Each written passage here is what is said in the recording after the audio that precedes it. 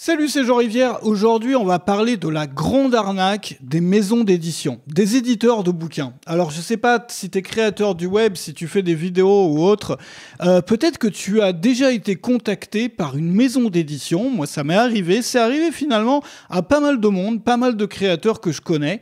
Et malheureusement, beaucoup de ces maisons d'édition, pour ne pas dire la totalité, parce que moi, j'ai rarement entendu parler d'une histoire, même jamais pour tout te dire, d'une histoire qui correspondait pas à ce schéma-là, dans la plupart des cas, on va dire pour être gentil, parce qu'il y en a peut-être qui sont pas comme ça, mais disons dans la plupart des cas, l'objectif c'est de t'arnaquer, l'objectif c'est de t'escroquer, toi le créateur. Et je vais t'expliquer pourquoi. Et ça c'est une pratique, c'est un schéma, c'est une arnaque, il faut le dire, qui est de plus en plus commune. Et il y a des maisons d'édition, alors tu sais que le secteur de l'édition, bon il y a un moment ça marchait plus trop, et il y en a qui se sont trouvés finalement un nouveau projet pour renflouer les caisses sur le dos des créateurs du web, et on va en parler dans cette vidéo. Je vais dévoiler un peu le dessous des cartes, et j'espère que cette vidéo pourra t'être utile si jamais c'est quelque chose qui t'arrive un jour, si tu as une proposition, parce que c'est vrai que c'est toujours flatteur quand une maison d'édition vient te voir. Tu vois, toi, t'as bien bossé, t'as fait des vidéos pendant des années, et puis il y a un éditeur qui vient te voir, te proposer de faire un bouquin. Bon, c'est flatteur, t'as le sentiment un peu d'avoir réussi, quoi, de laisser un peu ton nom. Enfin, quand on écrit un livre, il y a un peu la sensation de laisser son nom dans l'histoire, de laisser quelque chose derrière soi et tout. Et c'est ultra flatteur, mais c'est justement par la flatterie qu'on arrive à te convaincre de te faire avoir. Alors, on va rentrer dans le vif du sujet. Juste avant, si toi t'es intéressé par l'écriture, moi je suis en train d'écrire notamment un roman, c'est la première fois que je fais ça, mais si t'es intéressé par l'écriture, tu sais qu'il y a une méthode qui permet d'écrire un livre en 35 jours, qui a été utilisée par des grands noms, des gens qui ont été, qui ont écrit des tonnes de bouquins d'ailleurs, parce que vu que ça prend pas beaucoup de temps, tu peux en écrire des tonnes si tu veux, notamment des gens comme Brian Tracy et tout. D'ailleurs, cette méthode, elle est inspirée du travail de Brian Tracy, je sais pas si tu connais, moi j'avais été voir l'une de ses conférences, quelqu'un qui a beaucoup écrit, qui maintenant est âgé, mais qui a beaucoup écrit notamment sur l'efficacité, sur comment s'organiser pour accomplir ses objectifs, etc. Et j'ai fait une leçon vidéo pour te donner une méthode qui est inspirée de ça. Il y a plein d'autres méthodes que tu vas découvrir sur Web Marketing Junkie, qui est mon site, ma communauté dans la description. Il y a plus de 300 leçons vidéo aujourd'hui. J'en publie une nouvelle tous les jours et tu peux accéder à l'intégralité de ces 300 leçons. Et si tu es intéressé par l'écriture, il y a pas mal de choses sur l'écriture. Donc il y a cette leçon écrire un livre en 35 jours. Donc une fois que tu es membre de Web Marketing Junkie, tu cherches dans la barre de recherche écrire un livre en 35 jours, tu vas tomber directement sur la leçon. Il y a des leçons aussi sur l'écriture simple, il y a des leçons sur écrire pour convaincre, il y a des leçons même sur la relecture, il y a des leçons sur comment installer une pratique d'écriture et puis aussi une pratique pour créer des vidéos. Bref, si tout ça t'intéresse, il y en a pour tous les goûts et sur tous les sujets, et j'essaye de faire vraiment de donner une ressource dans laquelle tu peux tout trouver sans avoir à acheter des formations individuelles sur tous les sujets sur lesquels tu veux te former. Donc il y a 9 formations qui sont offertes au moment où tu t'inscris, tu as accès. Tu as accès à plus de 300 leçons qui ont déjà été publiées, une nouvelle leçon tous les jours de l'année. Et il y a aussi un forum sur lequel tu peux poser tes questions. On fait un mastermind sur Zoom en live 2 fois par semaine, le lundi et le mercredi à 10h du matin. Et si tu peux pas être là, tu as accès à tous les replays. Donc les lives sont enregistrés depuis quelques temps et tu as accès aux enregistrements. Donc n'hésite pas à regarder ça dans la description, c'est mon travail, Web Marketing Junkie.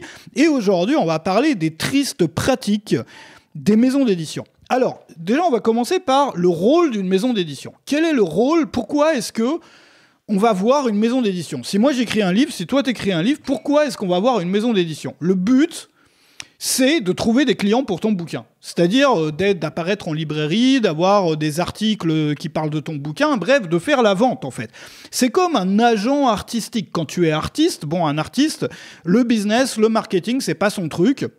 Si tu es peintre, si tu es... bref. Et donc, tu vas trouver un agent et tu vas donner une commission à cet agent. Et le travail de cet agent, ça va être de trouver des clients pour tes œuvres, de trouver des gens qui veulent acheter tes œuvres, et donc ça passe par tout un travail avec la presse, avec l'organisation d'événements, etc. Donc dans la maison d'édition, faire des événements où tu vas signer ton livre, c'est trouver des opportunités pour avoir des interviews dans la presse, etc. Donc ça, c'est le boulot d'une maison d'édition. Et donc, quand on paye une maison d'édition, parce qu'on la paye en fait avec un énorme pourcentage, on va en parler tout à l'heure, mais un énorme pourcentage de la valeur de chaque vente, c'est-à-dire si ton bouquin, je sais pas, je dis n'importe quoi, il coûte 20 €, bon, bah toi, t'es la dernière roue du carrosse. C'est le deuxième problème. Alors, on va parler de pourquoi les maisons d'édition font pas leur boulot et pourquoi ça les intéresse de travailler avec des créateurs du web, justement pour ne pas avoir à travailler. Mais c'était important d'expliquer quel est le rôle d'une maison d'édition pour bien comprendre ça. C'est-à-dire, si on n'avait pas besoin de faire la promo d'un livre, on n'aurait pas besoin de maison d'édition.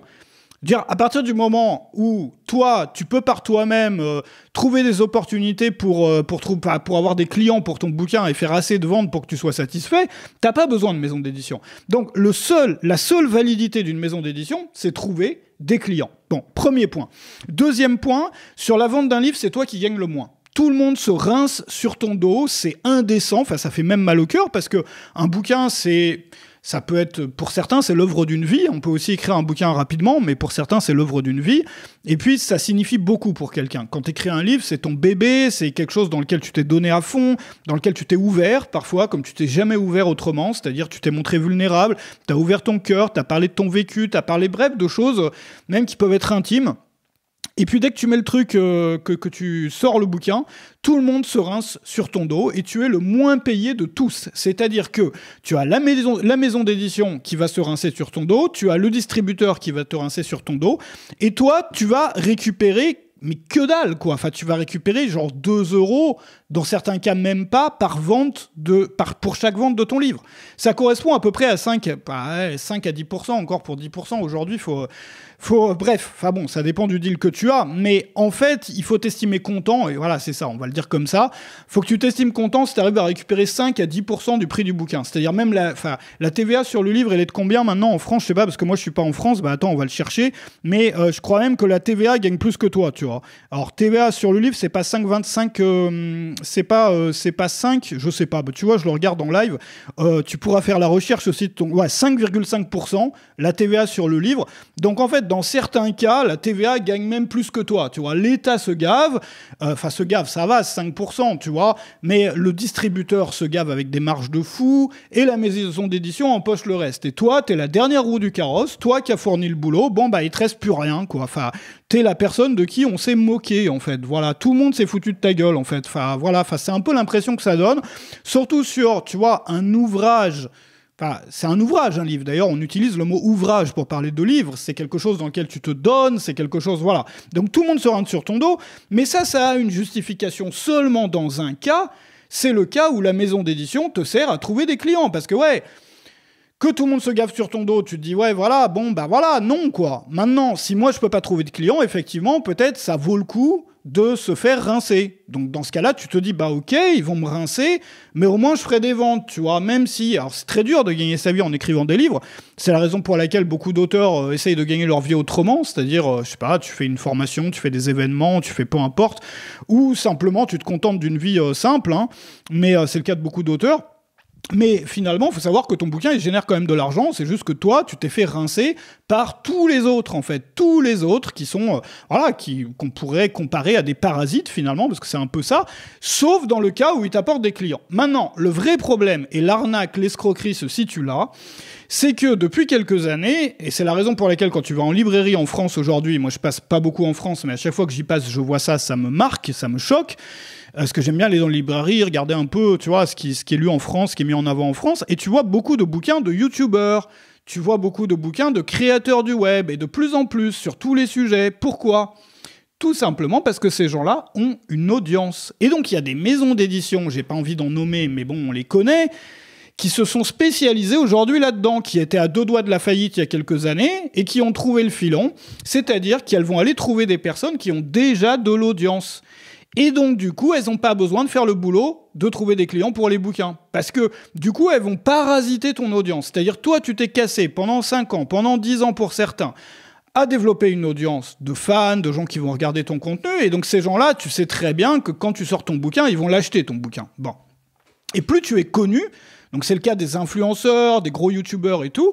plus tu es connu, plus il y a de ventes qui vont être faites comme ça. C'est-à-dire des gens, ils suivent ta chaîne YouTube, ils voient que tu as sorti un bouquin, ils l'achètent direct. Je veux dire, il n'y aurait pas eu de maison d'édition, ils l'auraient acheté quand même. Et donc du coup, dans ces cas-là, la maison d'édition, elle a plus de travail à faire, ou quasiment plus de travail. Enfin, je veux dire, ça lui enlève 90 à 95% du travail, des coûts liés à la promotion du bouquin et tout. Et c'est pas bête quand tu te mets de leur côté. Tu vois, la personne qui a eu cette idée-là, elle est pas bête. Elle s'est dit, voilà, nous, on va arrêter de travailler, parce que voilà, on en a marre de travailler. Et ce qu'on va faire, c'est qu'on va flatter l'ego de personnes qui ont beaucoup d'audience en ligne. Alors en plus, c'est facile, parce que tu le sais, parmi les influenceurs, les youtubeurs, bon, bah voilà, il y a beaucoup de personnalités avec un ego un peu surdimensionné. Donc dès que tu les flattes un peu, on va te dire oui, enfin tu vois, écrire un bouquin, ouais, mais moi je sais pas écrire, t'inquiète, on va t'aider, t'inquiète et tout, on fait tout pour toi. Mais le vrai but derrière, c'est de parasiter ton audience et donc de pas faire le boulot. Alors ça, c'est valable si les taux étaient pas, enfin je veux dire, si tout le monde se rinçait pas sur son dos, tu vois, si la maison d'édition, elle avait un pourcentage correct, que voilà, tout se passait dans la correction et le respect mutuel, mais le fait est que très souvent, bah, tu vas récupérer exactement la même chose derrière en matière de pourcentage sur les ventes que si tu n'avais pas d'audience, et donc que la maison d'édition devait faire tout le travail à ta place. Donc il faut faire très attention à ça.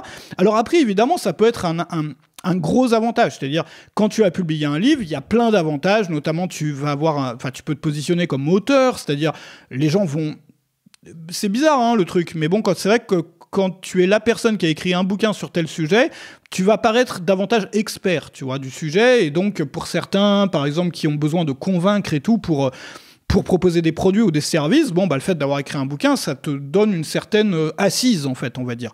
Donc c'est positif pour ça. C'est positif aussi parce que au final, tu auras écrit un bouquin, quoi. Mais il y a un truc derrière qui est complètement malsain, qui pour moi se rapproche vraiment de... Bah après, voilà, on appelle ça escroquerie ou pas, c'est pas de l'escroquerie légalement, dans le sens où tout le monde a signé un contrat et était au courant du truc, mais c'est quand même des pratiques qui sont complètement abusives, en fait, tu vois. Et en fait, où on va jouer avec la fierté des personnes, avec leur ego, avec la flatterie et tout, tu vois, pour les convaincre de les rincer sur les ventes, finalement, du produit, probablement, qui va leur demander le plus de travail. Parce que quand on crée une formation, ça demande souvent beaucoup moins de temps que de créer un bouquin, parce qu'entre les en plus, ils t'emmerdent, les maisons d'édition, pendant des mois et des mois, il va y avoir des allers-retours pour corriger ci, corriger ça, et tu peux même pas faire ce que tu veux dans ton bouquin, t'es pas libre chez toi. C'est-à-dire, si t'as envie de mettre un QR code pour proposer aux gens des vidéos complémentaires, pour leur parler d'autres choses que tu fais, ou d'aller voir, je sais pas, ta chaîne YouTube, ou j'en sais rien, tu peux pas, ou ça va être dur, il y a des maisons d'édition qui sont très dures là-dessus. Alors que si tu t'auto-édites, t'as pas ces problèmes-là. Donc après, c'est un choix à faire. Quand tu fais de l'auto-édition, en fait, le problème des gens qui font de l'auto-édition, souvent, c'est qu'ils travaillent comme s'ils étaient édités par une maison d'édition. Et du coup, ça marche pas. Il y a des choses qui fonctionnent pour les gens qui sont auto-édités, même quand ils n'ont pas une énorme audience. Évidemment, c'est plus difficile, mais tu as la fierté de pouvoir... voilà, tu as besoin de faire beaucoup moins de ventes de ton bouquin pour bien gagner ta vie.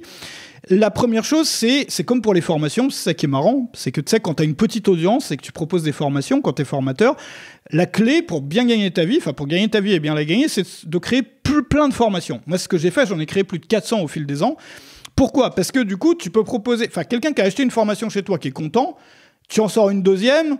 il va la vouloir. T'en sors une troisième, il va la vouloir. Une quatrième, il va la vouloir. Donc du coup, t'as pas besoin de trouver des nouvelles personnes tout le temps. Et donc ça, c'est vraiment la clé quand tu as une petite audience. C'est proposer plus de choses aux personnes qui sont déjà satisfaites, en fait, tu vois. Même si t'organises des événements, bon, bah voilà, t'organises un événement, les gens, ils sont contents, t'en proposes un deuxième, un troisième, limite un par mois, et tu vas avoir plus de clients que si tu cherchais tout le temps des nouveaux, en fait, tu vois. Et c'est pareil pour les auteurs. C'est-à-dire que quand tu écris, par exemple, les gens qui écrivent des romans, souvent, quand ils sont auto-édités, c'est un peu la seule façon viable de travailler, c'est qu'ils vont sortir des séries de romans. Donc, ils vont sortir un premier, un deuxième, un troisième avec les mêmes personnages, et donc ils vont s'adresser à la même communauté, aux gens qui ont lu les premiers. Ils vont essayer de créer une communauté en ligne, ils vont essayer de publier aussi du contenu, tu vois, en donnant des news, en machin, des updates, en ayant un truc où les gens parfois peuvent discuter même, tu vois. Et c'est-à-dire qu'ils vont faire un peu le même travail que nous on fait en tant que formateur, mais en tant que formateur, on n'a pas besoin de maison d'édition, tu vois, donc c'est le même boulot. Maintenant, là où il faut faire attention, c'est ça, et moi je trouve que ces pratiques-là, je voulais faire cette vidéo pour mettre en garde les créateurs là-dessus. Parce qu'il y a vraiment des maisons d'édition qui font du sale boulot, qui vont aller viser, mais vraiment viser uniquement, ou viser, tu vois, enfin vraiment dans leurs critères, c'est même pas que ton truc il est intéressant, c'est même pas qu'ils pensent que tu puisses faire un beau bouquin. Je veux dire, il y a des gens qui savent à peine écrire, qui font 5 fautes par mot, enfin peut-être pas par mot, mais par phrase, on en a vu, qui ont sorti des bouquins sur ce schéma-là. Tu vois, évidemment, la maison d'édition derrière, elle va réécrire, elle va corriger, machin. Mais ce que je veux dire, c'est qu'ils ont été ciblés, les gens, non pas parce qu'ils étaient capables de faire un bouquin intéressant, mais pour aller puiser dans leur audience à eux. Donc il y a un truc un peu même quasiment militaire, tu vois, de conquête là-dedans. C'est-à-dire comme de la conquête de territoire, mais là c'est avec ton audience. C'est-à-dire l'audience que tu as mis des années à réunir, tu vois, à entretenir, etc., te casser à faire du beau contenu pendant des années, et bah eux, ils vont venir dedans, puiser pour prendre leur argent, tranquille et tout. En plus, tu vois, en te faisant croire, enfin, tu vois, en jouant sur l'ego, la fierté et tout. Donc, faire attention avec ça. Moi, je trouve que ce sont des pratiques qui... Enfin, je sais pas, ce serait même pas mauvais que ça soit encadré, tu vois, parce que autour des pratiques autour du livre, il y a quand même pas mal de choses qui sont encadrées, notamment la TVA, le prix unique du livre, enfin, tu vois, tous les trucs qu'il y a en France, ça a peut-être évolué depuis, je sais pas, moi, ça fait longtemps que je suis pas en France, mais il y a un moment, il faudrait peut-être encadrer l'activité des éditeurs parasites, parce que ça commence à... Enfin, tu vois, c'est un peu triste, en fait, quoi. Enfin, c'est même très triste. Enfin, moi, je trouve que c'est triste. Enfin, c'est pas joli à voir, c'est pas beau à voir. Donc, je voulais faire cette vidéo pour mettre en garde. Après, les gens, ils font ce qu'ils veulent. C'est sûr que si on te propose, et toi, t'as envie d'écrire un bouquin, voilà. Maintenant, il faut savoir que très souvent, si t'as déjà une audience existante, tu vas gagner plus, au final, sur ton bouquin, si tu l'auto-édites. Je te parle si t'as déjà une grosse audience. Pourquoi ? Parce que la maison d'édition, elle va pas te trouver grand monde en dehors de déjà les gens qui te connaissent, ta grosse audience, si tu as déjà une grosse audience. Donc pour un influenceur, un youtubeur et tout, ça sert à rien d'aller se faire vider les poches par une maison d'édition aux pratiques déloyales. Voilà. Donc je voulais faire cette vidéo là-dessus. N'hésite pas à regarder sur Web Marketing Junkie. D'ailleurs, si tu t'intéresses à l'écriture, il y a beaucoup de choses et il y en aura de plus en plus aussi là-dessus. Aussi bien sur l'écriture que sur la création de vidéos. Alors moi, j'ai une optique sur la création de contenu qui est aussi bien les formations, l'écriture, les vidéos, sur la création de contenu sans effort. C'est-à-dire le truc où t'as pas besoin de te pousser, te motiver. Tu vois, moi, je fais mes vidéos à la cool, en mode, voilà, détendu. Je fais mes formations pareil, je fais pas de coupure. Enfin, dans 10% peut-être des formations et des vidéos, je fais une coupure parce que je me rends compte après avoir enregistré que j'ai dit un truc, tu vois, qui était un peu bête ou quoi, donc je l'enlève. Mais sinon, je fais pas de coupure, j'ai fait d'une traite, ce qui me permet... d'en créer beaucoup, ce qui me permet de faire une vidéo par jour. Donc aujourd'hui, j'ai 2 chaînes YouTube. Il y a c'est la chaîne sur laquelle tu es aujourd'hui. Il y a Retour au vrai, qui est ma 2e chaîne maintenant, enfin que j'ai lancée il y a quelques jours. Mais en tout, je publie une vidéo YouTube par jour. Je publie une vidéo pour Web Marketing Junkie, une leçon vidéo pour Web Marketing Junkie par jour aussi. Et j'ai publié par le passé plus de 400 formations. Pourquoi ? Parce que j'ai mis au point des systèmes comme ça qui sont basés sur le travail, enfin sur la création sans effort, de la même façon dont tu discutes avec ton pote, avec un ami ou quoi. Et si tu veux apprendre ça, rejoins-nous. Je te conseille aussi de regarder la leçon qui s'appelle « Écrire un livre en 35 jours, si ça peut t'aider. Une fois que tu es sur le Marketing Junkie, tu cherches ça. Rejoins-moi aussi sur les Zooms. Chaque lundi, chaque mercredi, on est en live. Je réponds à tes questions. Il y a le forum, il y a les formations incluses, il y a absolument tout ce que... Enfin, moi, j'ai essayé de faire ça pour que tu aies tout ce dont tu aies besoin, qu'il n'y ait plus besoin d'acheter des formations chères de partout, à chaque fois que tu as besoin de te former à quelque chose, puis aussi que tu puisses obtenir des réponses à tes questions. Donc n'hésite surtout pas. Attention aux maisons d'édition. Merci d'avoir été là avec moi aujourd'hui. Alors, prochaine vidéo, on va parler de l'anxiété chez les entrepreneurs. Entrepreneurs et anxiété. Pourquoi est-ce que tellement d'entrepreneurs sont anxieux ? Donc n'hésite pas à t'abonner à la chaîne pour voir ça dans la prochaine vidéo. Et puis la vidéo encore d'après, je vais t'expliquer pourquoi j'ai créé plus de 400 formations. La vidéo encore d'après, on va parler du métier de formateur. Est-ce vraiment le métier le plus dur du web ou pas ? Moi, je fais ça depuis maintenant des années. On va parler de ça, des difficultés de ce métier-là. On va parler de créer ta première formation. Donc, j'ai prévu pas mal de contenu sur la création de formation. Donc, pour la semaine à venir. Donc, n'hésite pas à t'abonner si tu veux pas louper ça. Et en attendant, je te remercie d'avoir été là avec moi. Et je te dis à la prochaine, n'hésite pas à t'abonner, à me rejoindre sur Marketing Junkie, à commenter la vidéo. Salut chez toi.